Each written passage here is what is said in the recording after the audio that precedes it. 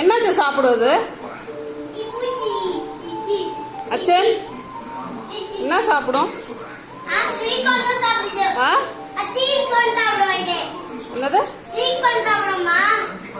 காய் சாப்பிடுமா? உருளைக்கிழங்கு தான் இருக்கு.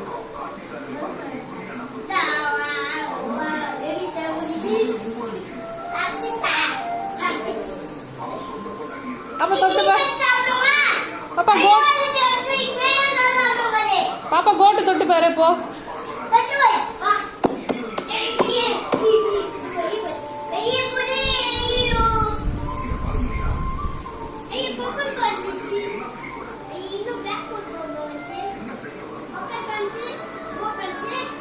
போ பாப்பா கோட்டு தொட்டு பாரு போ.